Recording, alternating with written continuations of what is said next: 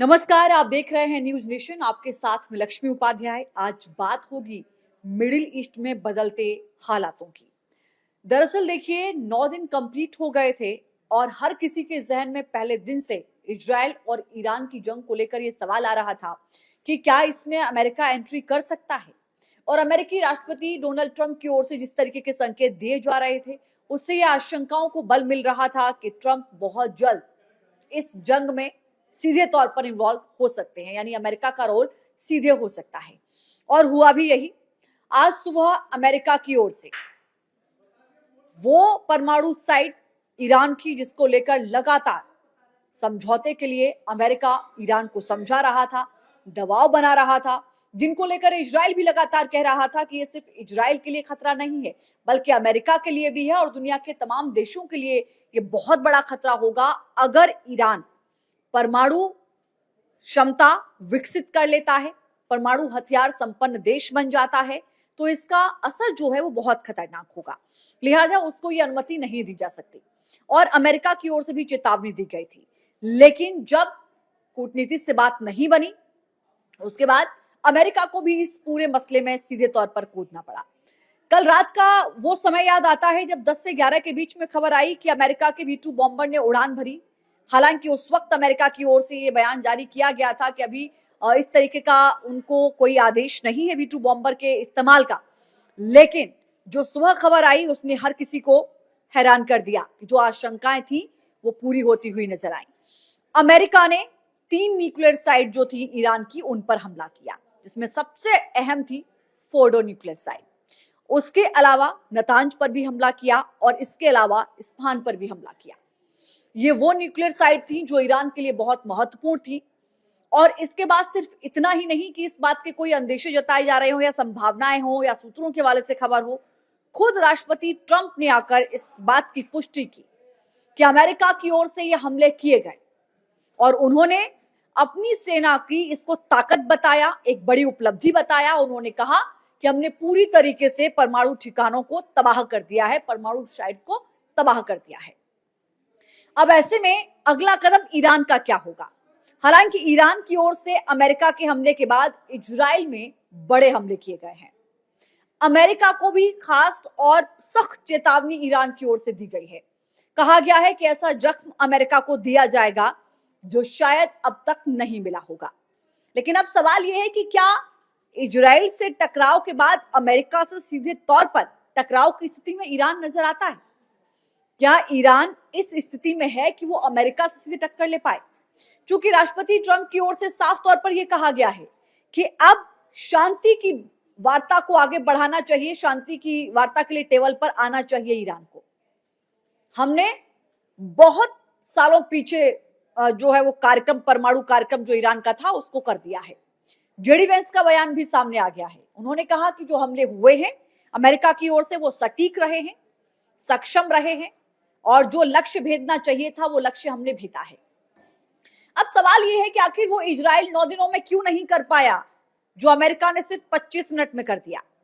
तो पहले दिन से ही इस बात की खबरें सामने आ रही थी कि इजराइल के पास इस तरीके का कोई भी बंकर बस्टर बम नहीं है जो कि 200 मीटर के अंदर गहराई पर जाकर जो फोर्डो न्यूक्लियर साइट है उसको तबाह कर सके।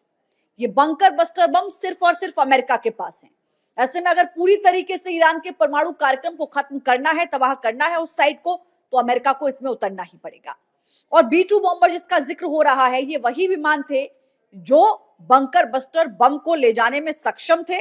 और जब प्रशांत महासागर में फ्यूल डाला जा रहा था तो भी इस बात को लेकर खबरें सामने आ रही थी कि पूरी तरीके से हथियारों से लैस थे ये विमान और इसीलिए वहां पर इनको फ्यूल की जरूरत हुई।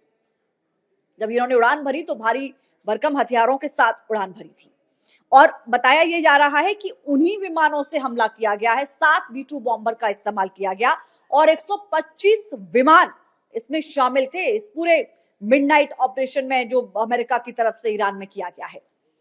लेकिन अब सबकी निगाहें इस बात पर टिकी है कि आगे क्या कोई ऐसे देश भी होंगे जो अमेरिका के गुस्से को या अमेरिका के क्रोध की परवाह किए बिना ईरान के सामने, ईरान के साथ खड़े हुए नजर आएंगे? क्या दुनिया दो धड़ों में बटी हुई नजर आएगी? क्योंकि सीधे तौर पर अमेरिका अगर इजराइल के पक्ष में खड़ा हुआ नजर आया है तो वो कौन कौन से देश होंगे जो ईरान के पक्ष में सीधे तौर पर आकर खड़े हो सकते हैं, इस बात को लेकर भी चर्चा है। पाकिस्तान के जनरल के साथ पहले ही राष्ट्रपति ट्रंप ने मुलाकात की थी और खबरें यहां तक आ रही थी कि पाकिस्तान का एयरबेस भी इस्तेमाल कर सकते हैं ट्रंप। पाकिस्तान अपना एयरबेस उनको दे सकता है, क्योंकि अफगानिस्तान के साथ जब लड़ाई हुई थी, जब युद्ध चला था अमेरिका का, तब भी पाकिस्तान की एक बड़ी भूमिका अमेरिका के साथ नजर आई थी। तो ऐसे में अमेरिका का सीधा तौर पर कहना है कि हमको जो करना था हमने कर दिया, लेकिन अब इस हमले के बाद भी ईरान अमेरिका पर हमला करेगा तो नतीजे और ज्यादा बुरे होंगे। ईरान कह रहा है कि बर्दाश्त नहीं किया जाएगा, आपने हमले किए हैं, आपको जवाब दिया जाएगा। इजराइल अपनी पीठ थपथपा रहा है और जाहिर है कि जब अमेरिका जैसा देश इजराइल के साथ खड़ा हुआ है और खुलकर खड़ा हुआ है, इजराइल के साथ मिलकर उसने हमले किए हैं, तो जाहिर है कि जो पावर है वो बढ़ जाती है। और इसीलिए नेतन्याहू कह रहे हैं कि पावर शांति लाती है। यानी अब परमाणु साइट्स को जिस तरीके से ध्वस्त कर दिया गया है, उसके पास विकल्प ईरान के पास सिर्फ एक ही बचता है कि आप आइए, शांति की बात कीजिए, समझौता कीजिए और ये प्रॉमिस कीजिए कि आप आगे कभी भी इस तरीके के परमाणु कार्यक्रम को आगे नहीं बढ़ाएंगे। लेकिन सवाल वहीं अटका हुआ है कि क्या ईरान इस पर राजी होगा। आने वाले जो 24 और 72 घंटे होंगे मिडिल ईस्ट के लिए, वो अपने आप में बेहद महत्वपूर्ण हो जाएंगे, क्योंकि कल यमन के हूती विद्रोहियों की ओर से भी इस बात की चेतावनी अमेरिका को दे दी गई थी कि अगर इजराइल पर समर्थन करते हुए ईरान पर हमला करता है, अमेरिका इजराइल का समर्थन करता है और ईरान पर सीधे अटैक करता है, तो हम रेड सी यानी कि लाल सागर में अमेरिकी विमानों को हम निशाना बनाएंगे, जहाजों को भी निशाना बनाएंगे। तो ऐसे में क्या वहां पर कोई इस तरीके की हलचल देखने को मिलेगी, इस पर भी नजर रहेगी। मिडिल ईस्ट के हालात पल पल बदल रहे हैं। अमेरिका सीधे तौर पर एंट्री कर चुका है अपने डिफेंस के लिए। अब ईरान के पास क्या विकल्प होंगे, इस पर भी नजर रहेगी। ईरान क्या सीधा अमेरिका से उलझेगा या फिर रूस या चीन जैसे देश उसके साथ खड़े हुए नजर आएंगे। रूस पहले ही जो है वो युद्ध में अटका हुआ है।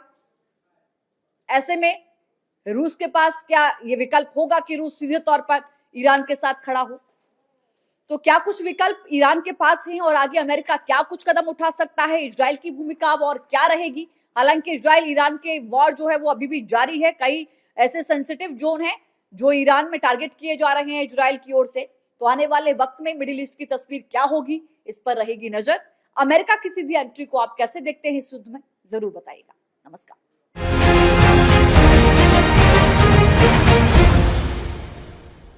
जहाँ भक्ति है हर शब्द में, कथाओं में छिपे हैं दिव्य रहस्य और ज्योतिष देता है जीवन को दिशा। धर्म से जुड़ी हर बातों को जानने के लिए हमारे चैनल स्तुति को सब्सक्राइब करें। चैनल पर जाने के लिए इस लिंक पर क्लिक करें।